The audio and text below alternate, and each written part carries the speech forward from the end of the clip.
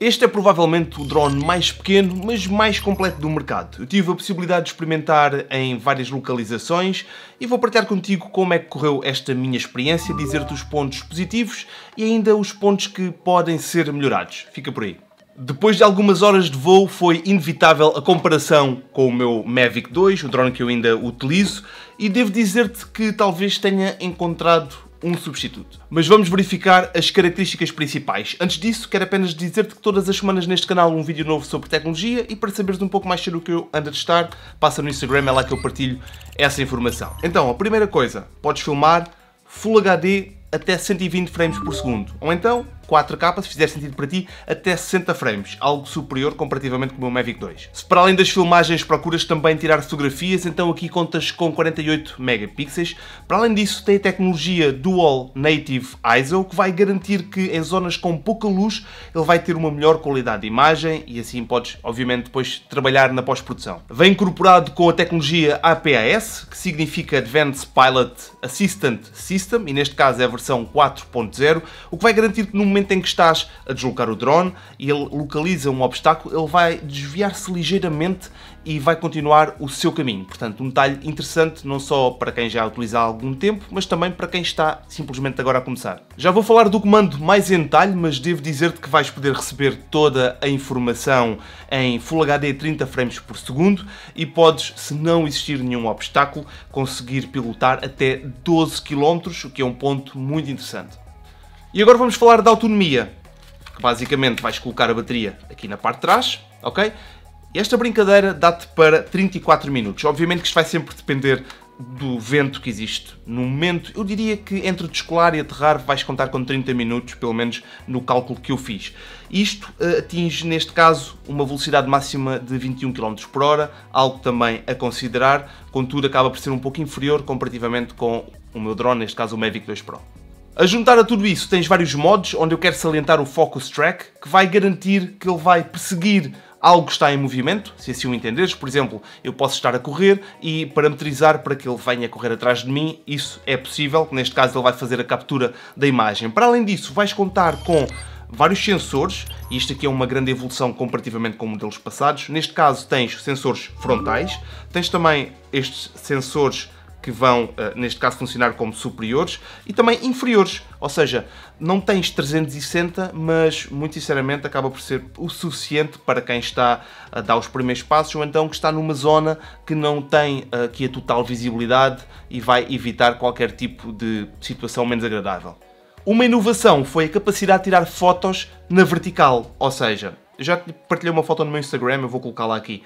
Basicamente ele vai tirar fotos, neste caso, ou filmar, como nós já conhecemos, qualquer drone, mas ele vai girar a câmera ligeiramente e vai garantir, nesse caso, que basicamente consigas retirar fotos diretas para um story do Instagram. É uma possibilidade, ou mesmo para fazer TikToks.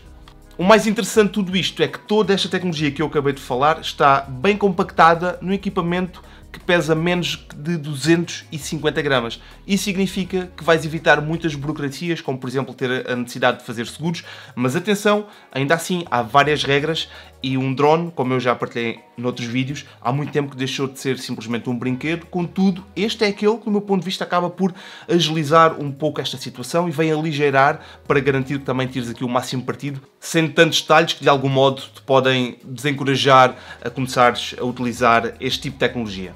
Uma opção excelente que ele tem, na minha opinião, é o carregamento por USB Type-C, ok? Aqui simplesmente tens de colocar o cabo, por exemplo, de um smartphone, ele faz o carregamento sem qualquer tipo de problema.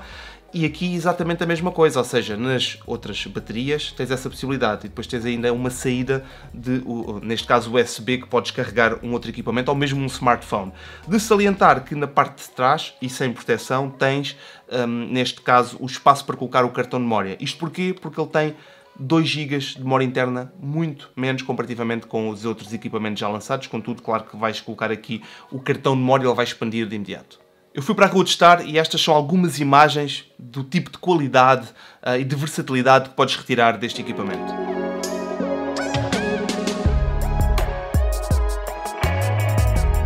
Um comentário que eu tenho de fazer é que eu coloquei numa zona com muito vento para perceber mesmo a resistência que ele acaba por ter e nota-se perfeitamente que ele está ali a lutar contra o vento.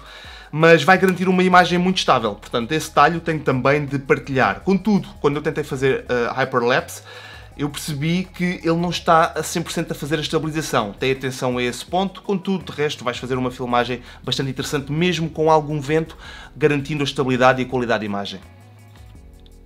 Em relação ao comando, muito interessante esta possibilidade de adquirirmos com este que já tem um display incorporado, e acreditem, isto faz toda a diferença. Eu utilizo no meu Mavic este onde tenho que colocar sempre o meu smartphone, isso é muito chato. A nível de funcionalidades, ele acaba por ser muito semelhante, obviamente que tem esta característica diferenciadora do display embutido. Antes de dizer o que é que eu gostei mais e menos neste equipamento, quero apenas recordar que neste canal tens todas as semanas pelo menos um novo vídeo sobre tecnologia, e para saberes um pouco mais sobre o que eu estou a testar, passa no Instagram, é lá que eu partilho essa informação. Pois bem, está na altura de partilhar contigo o que é que eu gostei mais neste DJI Mini 3 Pro. Neste caso, o peso, obviamente, 249 gramas, não é para qualquer equipamento de todo, vai evitar muitas burocracias. Depois, autonomia, 34 minutos, tens ainda uma capacidade extra de utilizar o kit Fly More com mais baterias, ou então tens uma bateria de autonomia superior.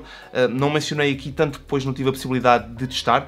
Para além disso, vamos falar da qualidade de imagem, porque depois temos 4K, neste caso acaba por ser os 70 frames por segundo, superior ao modelo anterior, e muito sinceramente para trabalhos de web ou mesmo para pequenos takes um pouco mais profissionais acaba por ser o suficiente, mas já vou falar sobre isso na minha conclusão. E também carregamento por USB, o que é um ponto muito interessante, não tens de andar com outros cabos atrás, portanto estes são os pontos que eu considero como positivos. Já nos pontos a melhorar, ou pontos negativos, como queiras chamar, aqui tenho de salientar a construção.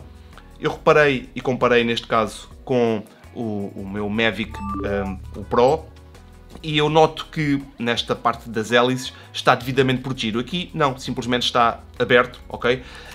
Eventualmente até ajuda a passar aqui a refrigeração, contudo está mais desprotegido, e acho que a construção ele é todo muito plástico, muito oco, parece que quase não tem nada aqui dentro. Obviamente isto são 249 gramas. Para além disso, em relação ao vento, eu tenho de salientar que eu senti que existe aqui uma oscilação que ele precisa mesmo ali de trabalhar bastante para conseguir garantir aqui uma estabilidade. Acho que acaba por ser um pouco superior comparativamente, neste caso, com o meu Mavic 2. Para além disso, e para terminar este ponto, falo só da questão da fragilidade, pois todo ele me parece, ok, devidamente tudo acondicionado, mas não sei o que poderá acontecer em caso de alguma queda ou uma pequena queda, não sei, muito sinceramente, não testei, é um ponto que não vou testar, mas esta construção parece-me toda muito simples, mas fica aqui para depois poderes eventualmente observar no outro vídeo.